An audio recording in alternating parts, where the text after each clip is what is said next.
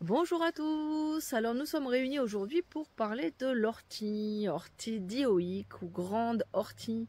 Alors généralement c'est pas une plante qu'on apprécie beaucoup parce qu'elle est couverte de poils urticants tout le long de la tige, des feuilles et même des fleurs. Donc généralement on l'évite, mais ne l'évitez pas tant que ça parce qu'elle a beaucoup de propriétés, beaucoup d'usages intéressants. Au niveau de la reconnaissance, c'est une plante qui peut atteindre jusqu'à 2 mètres de hauteur, donc plus grande que moi, hein. Les feuilles, elles, sont disposées de manière opposée, vous voyez, et puis ont une forme plutôt ovale, lancéolée.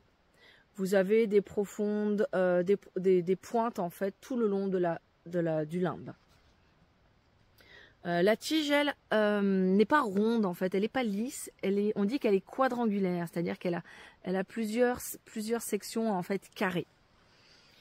Les fleurs, elles, sont minuscules et regroupées en grappes et puis unisexuées, c'est-à-dire que vous avez des plants mâles et des plants femelles. Alors moi j'aime beaucoup cette plante parce que je la consomme directement comme un légume vert. Donc comme les épinards, à la poêle, en potage aussi, très intéressante, avec un petit peu de crème fraîche, du poivre, c'est délicieux. Mais aussi elle a plusieurs propriétés médicinales et thérapeutiques. Déjà, elle a une action sur le sang, c'est-à-dire que si vous avez une plaie qui saigne, si vous avez des saignements de nez, vous pouvez récupérer le jus directement et l'appliquer sur la plaie. D'accord?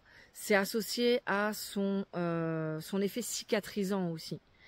Donc ça va stopper les saignements, réduire les flux menstruels aussi. Si vous avez perdu une grande quantité de sang au moment des menstruations, n'hésitez pas à prendre des infusions d'ortie, ça va réduire les quantités de sang perdues.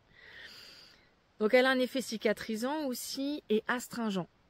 Là, c'est très intéressant, c'est que si vous touchez des orties qui vous ont piqué, vous pouvez récupérer les feuilles, récupérer le jus de ces feuilles et l'appliquer sur vos démangeaisons, ça va les stopper directement. Très utile aussi pour les démangeaisons d'insectes. Autre propriété, elle a des capacités dépuratives et diurétiques, c'est-à-dire qu'elle va réduire la rétention d'eau que l'on peut faire. Et puis, elle va permettre aussi la diminution de la goutte et des calculs rénaux. Donc, si vous avez des calculs, vous prenez des infusions d'ortie, ça va réduire leur quantité et leur grosseur aussi.